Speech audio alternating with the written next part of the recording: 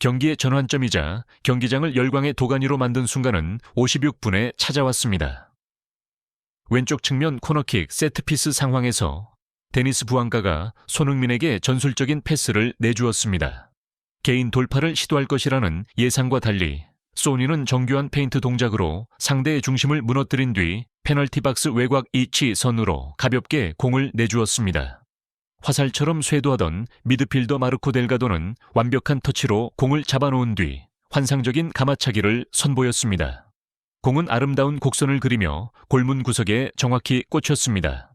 월드클래스급 원더골이었습니다. 하지만 언론의 호기심을 가장 자극했던 것은 득점 직후의 세리머니였습니다. 델가도는 영광을 만끽하기 위해 혼자 코너 플렉으로 달려가거나 무릎 슬라이딩을 하지 않았습니다. 이 미국인 미드필더는 페널티 박스를 향해 미친 듯이 달려가 극도로 벅차오른 눈망울로 손흥민을 와락 끌어안았습니다. 대체 왜 득점자가 어시스트를 제공한 선수에게 이토록 강렬한 감사의 반응을 보인 것일까요? 경기 후 기자회견장, 수십 대의 카메라 렌즈 앞에 선 마르코 델가도는 직접 그 진실을 발가벗겼습니다. 그는 충격적인 비밀을 폭로했습니다. 그 원더골은 결코 운이 좋았던 찰나의 환희가 아니었습니다. 그것은 손흥민이 훈련장에서 직접 프로그래밍하고 교정하고 델가도의 머릿속에 이식해준 완벽한 복제품 클론이었습니다. 본격적인 이야기로 들어가기 전에 좋아요 버튼 한번 부탁드립니다. 56분의 해독, 운동 지능을 활용한 전술적 속임수 마르코 델가도는 전문가들에게 56분 상황의 영상을 돌려보라고 요구하며 발언을 시작했습니다. 자신을 볼 것이 아니라 손흥민의 미세한 움직임 하나하나에 주목하라고 말입니다. 당사자의 렌즈로 보았을 때 그 어시스트는 치명적인 심리적 함정이었습니다. TV로 경기를 보신 분들은 아마 단순히 소니가 제가 달려와서 슛을 때릴 수 있도록 가볍게 공을 내주었다고 생각하실 겁니다. 델가도가 예리하게 분석했습니다. 하지만 그 이면의 전술적 진실은 훨씬 더 끔찍합니다. 그는 공이 발을 떠나기도 전에 이미 휴스턴 다이나모의 수비 시스템 전체를 완전히 얼어붙게 만들었습니다. 그는 주장에 운동 지능을 해부했습니다. 부앙가의 짧은 패스를 받았을 때 소니는 극도로 설득력 있는 바디 페인트를 구사했습니다. 그는 어깨를 낮추고 골반을 틀어 마치 부앙가가 크로스를 올릴 수 있도록 백패스를 하거나 본인이 직접 페널티 박스 안으로 치고 들어갈 것처럼 행동했습니다. 그는 이 리그에서 가장 치명적인 살상력을 지닌 킬러입니다. 그렇기에 오렌지색 유니폼을 입은 4명의 수비수들은 생존 본능에 따라 즉각 멈칫하며 급브레이크를 밟았고 몸의 무게 중심을 온전히 그에게 쏟아부었습니다. 그 치명적인 인력이 집중된 바로 그 순간 이 선에 있던 저에게는 마크맨 하나 없는 광활한 빈 공간이 열렸습니다. 델가도가 단언했습니다. 소니의 어시스트는 발끝에서 시작된 것이 아닙니다. 그것은 자신의 눈빛, 신체 자세, 그리고 명성을 이용해 상대의 뇌를 조종하는 방식에서 시작되었습니다. 그는 무에서 공간을 창조해 냈습니다. 훈련장의 비밀, 마스터의 가마차기 특별 과외.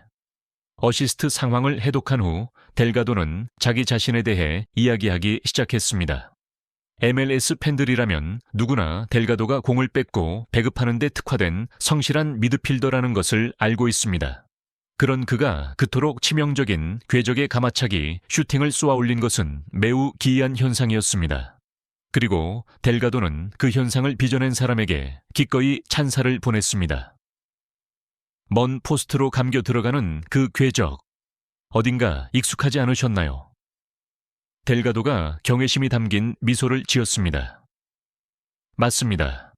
그것은 소니가 토트넘 유니폼을 입고 세계에서 가장 거친 잉글랜드 프리미어리그 EPL에서 자신의 이름을 날리게 한 바로 그 특제 무기, 그의 시그니처입니다. 그런데 패스만 할 줄 알고 골은 거의 넣지 못하는 저 같은 중앙 미드필더가 어떻게 실전 경기에서 그 기술을 똑같이 모방할 수 있었을까요? 델가도의 목소리가 깊은 감사함으로 잦아들었습니다.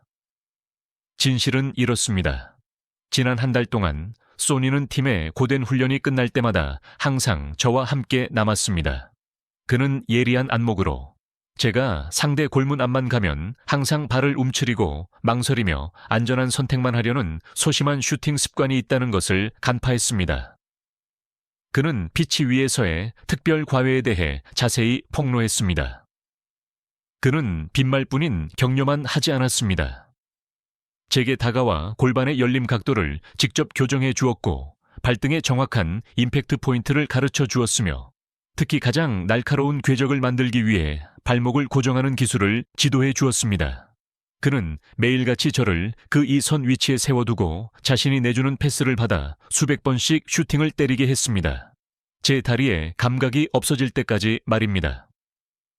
오늘 TV를 통해 여러분이 56분에 목격한 장면은 단지 겉으로 드러난 달콤한 열매, 최종 결과물일 뿐입니다. 하지만 그 원더골의 이면에 숨겨진 땀방울, 끈기 있는 교정, 그리고 헌신은 모두 손흥민의 것입니다. 전광판에는 제 이름이 새겨졌지만 그 골의 영혼은 온전히 소니의 것입니다. 심리적 전환, 피치 밖에서 완성된 가장 값진 어시스트 하지만 슈팅 기술은 손흥민이 델가드에게 남긴 가장 위대한 유산이 아니었습니다. 스포츠 심리학의 관점에서 볼 때 리더의 가장 위대한 가치는 동료의 마음속에 자리 잡은 보이지 않는 장벽을 부수어내는 능력에 있습니다. 델가도는 공이 골망을 흔들자마자 왜 자신이 미친 듯이 달려가 손흥민을 껴안았는지 그 이유를 설명했습니다. 제 커리어 내내 저는 제 자신을 하나의 틀에 가둬두었습니다. 저는 그저 경기를 조율하는 사람, 쓸고 닦는 청소부일 뿐이라고 끊임없이 되뇌었죠. 델가도가 마음 깊은 곳에 두려움을 털어놓았습니다. 저는 슈팅을 실패하는 것이 너무 두려웠습니다. 제 슛이 허공을 갈라 팀의 소유권, 통제권을 잃게 만들까봐 두려웠습니다. 그 열등감, 그 가면 증후군, 임포스터 신드롬, 자신의 능력을 의심하는 심리. 이야말로 제 잠재력을 옭아매고 있던 족쇄였습니다. 그리고 손흥민은 자신의 말 한마디로 그 족쇄를 박살내 버렸습니다. 훈련장에서 슈팅을 계속 놓치고 좌절해 있을 때였습니다. 소니가 다가와 제 눈을 똑바로 쳐다보며 말했습니다.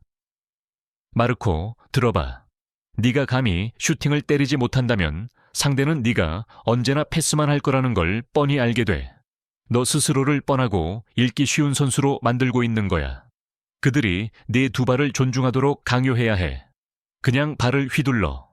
만약 빗나가면 내가 달려가서 공을 주워다 줄 테니까.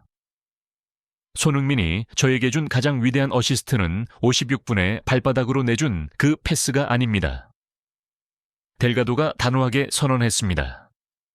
가장 위대한 어시스트는 제 마음속 깊이 뿌리내려 있던 열등감을 산산조각 낸 것입니다. 그 상황에서 제가 발등을 휘둘러 가마차기를 시도했을 때 저는 어제의 마르코 델가도가 품었던 두려움으로 슈팅한 것이 아닙니다. 저는 월드클래스 선수가 제 혈관에 직접 주입해준 강렬한 자신감으로 슈팅을 날렸습니다. 제가 소니를 끌어안은 것은 방금 최고의 제 자신을 발견한 선수가 느끼는 절대적인 해방감이었습니다. 2019년의 저주를 깨다. 축구도사의 유산 기자회견 말미에 마르코 델가도는 이 역사적인 승리의 의미를 요약하며 LAFC의 문화를 완전히 재창조하고 있는 아시아 출신 주장의 위상에 대해 절대적인 확신을 내놓았습니다. 우리는 2019년 이후로 이 BBVA 컴패스 스타디움에서 승전골을 울리지 못했습니다. 그 징글징글한 저주가 무려 6년 동안 이어졌습니다. 델가도가 역사를 되짚었습니다. 그리고 오늘 그 저주는 완전히 박살났습니다. 단지 손흥민 개인의 찬란한 활약 때문이 아니라 더 중요하게는 소니가 자기 주위에 있는 모든 사람들의 수준을 한 차원 끌어올렸기 때문입니다. 이 미국인 미드필더의 요약은 진정한 챔피언의 초상화를 그려냈습니다. 자 예고가 거대한 평범한 슈퍼스타였다면 내일 전 세계 신문 일면을 장식하기 위해 56분에 혼자서 드리블로 돌파하고 직접 가마차기 골을 넣는 길을 택했을 것입니다.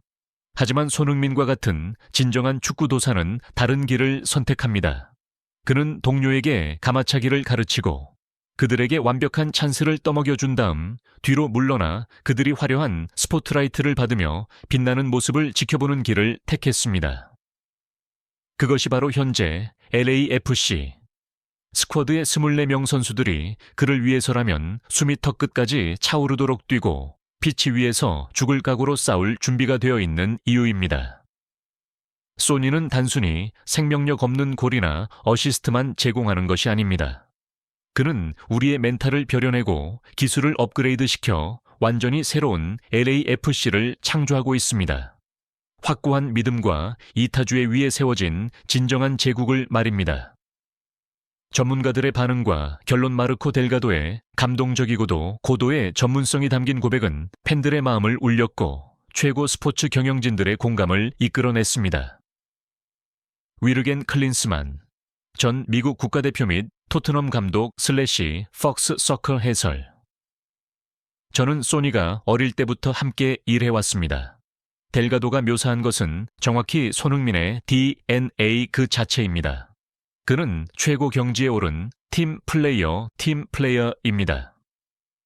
외국인 스타가 국내 선수의 기본기를 교정하는 데 시간을 할애한다는 것은 MLS에서 극히 드문 일입니다. 소니는 피치 위에서 감독의 역할까지 수행하고 있습니다. 마이클 저베이스 박사, 스포츠 고성과 심리학자.